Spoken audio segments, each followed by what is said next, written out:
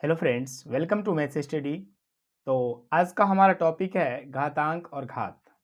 इससे पहले की वीडियो में हमने कुछ बेसिक से सवाल को किए थे और आज के इस वीडियो में हम एडवांस लेवल के सवाल जो कि आपको यहाँ दिख रहा है, ये बहुत ही अच्छे लेवल के सवाल हैं और ये कॉम्पिटिटिव एग्ज़ाम में इस तरह के सवाल पूछे जाते हैं। तो सबसे पहले मैं आपका जो बेसिक है वो क्लियर कर दूँ। जैसे कि मतलब मान लीजिए यहाँ पर a to the power n divide है a to the power m, तो इसको लिख सकते हैं हम a to the power n minus m, क्योंकि अगर बेस समान रहता है तो घातें घटती है, बेस समान रहता है और बीच में डिवाइड का निशान रहता है तो घातें घट जाती है।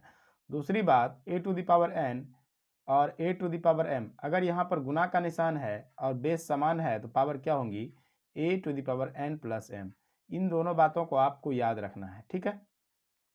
ये बहुत ही इम्पोर्टेंट एक तरह से रूल है घातांक का, तो इसको याद रखना है। चलिए इसी रूल का प्रयोग करके हम सवाल को सॉल्व करेंगे और जो भी कंसेप्ट आएगा मैं आपको बीच बीच में बताते रहूँगा। पहला सवाल है कि 2 पर पावर 5 और उस पर होल पावर 2। इस टाइप के सवाल जब भी आपको मिले तो देखिए यहाँ पावर के ऊपर पावर और उस पर होल पावर, जब भी आपको इस तरीके से पावर के ऊपर पावर मिले इसका मतलब ये हुआ कि हम इस दोनों को गुना करेंगे, ठीक है ना। पावर के ऊपर जब भी पावर मिले तो क्या करेंगे, हम इन दोनों को गुना कर देंगे, ठीक है ना। तो हम क्या काम करेंगे, इसको लिख देंगे 2 पर पावर 10, ठीक है, गुना 7 पर पावर 3 बटे 8 पर पावर 3 को हम 2 पर कुछ ऐसा क्या लिख सकते हैं वो लिखने का कोशिश करेंगे। तो 8 पर पावर 3 को इस तरीके से लिख सकते हैं 2 पर पावर 3 और उस पर होल पावर 3, ठीक है, गुना में 7। अब देखिए यहाँ पर क्या हो गया, ये 10 पर पावर 2 तो एज इट इज रहेगा, गुणा 7 पर पावर 3 भी कुछ नहीं कहेंगे इसको। अब देखिए यहाँ पर पावर के ऊपर अगर पावर रहता है तो आपने अभी तुरंत सीखा है कि अगर कहीं पर पावर के ऊपर पावर रहे तो हम क्या उसको कर सकते हैं, उसको लिख सकते हैं 2 पर पावर 9 और गुना 7। अब देखिए इसको सॉल्व करने के लिए हमें हमें पता है कि अगर कोई भी नंबर भाग के रूप में रहे और बेस समान रहे, जैसे 2 पर पावर 10 बटे में है 2 पर पावर 9, तो देखिए यहाँ पर समझिए ज़रा सा, कहीं पर अगर लिखा हुआ है 4 बटे 3, इसका मतलब ये हुआ कि इसमें 4 में भाग करना है कितना से, 3 से। तो वही बात है कि इसको हम लिख सकते हैं इस तरीके से 2 पर पावर 10 डिवाइड बाय 2 पर पावर 9, ठीक है।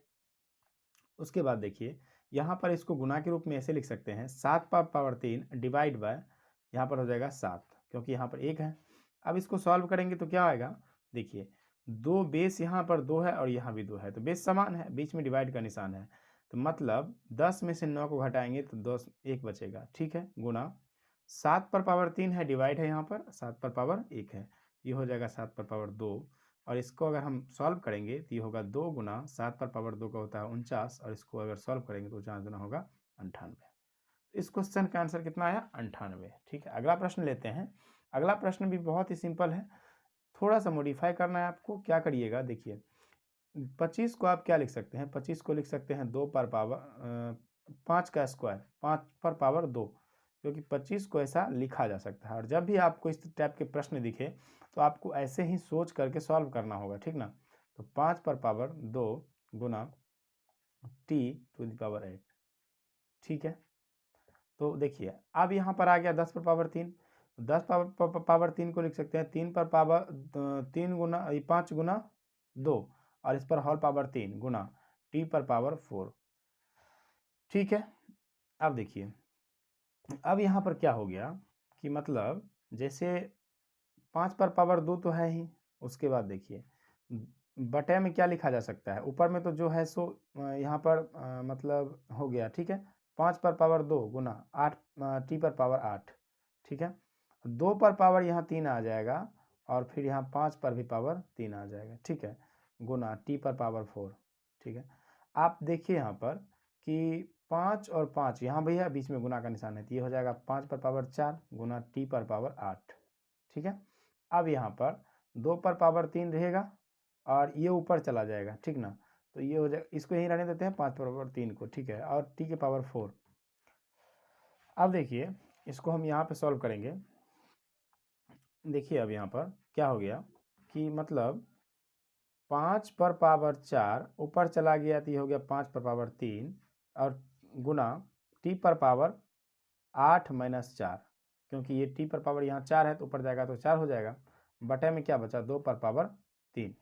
ठीक है, ये घट गया, ये क्या हुआ 5 पर पावर 1 गुना टी पर पावर 4 बटे में 8, क्योंकि 2 पर पावर 3 का मतलब ही 8 होता है, तो ये हो जाएगा 3 गुना टी पर पावर 4 बटे 8। ठीक है, तो इस तरीके के सवाल को आप ऐसे बना सकते हैं।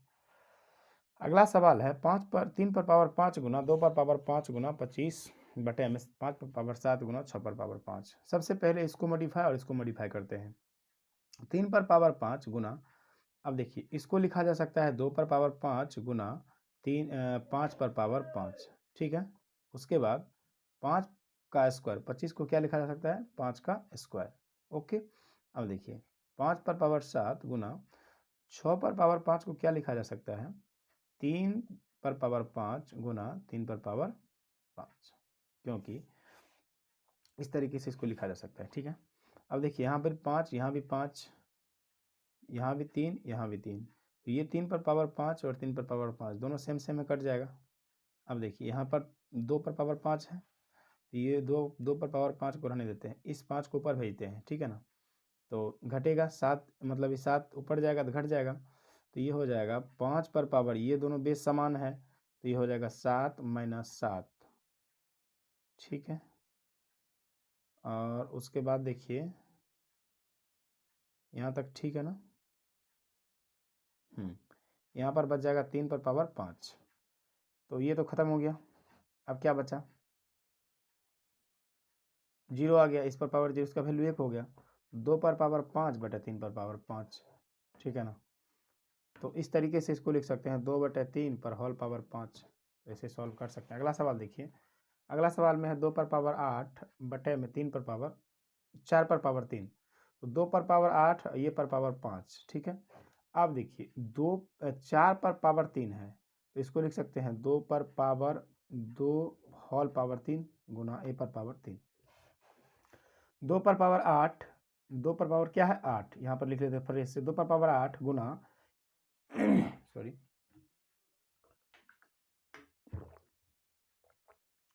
यहाँ देखिए यहाँ बेस समान है, तो 5 माइनस 3 बटे 2 पर पावर 6, तो ये घटेगा ऊपर जाके 2 पर पावर 2 गुना ए पर पावर 2। इसका आंसर आ गया 2 पर पावर 2 गुना ए पर पावर 2।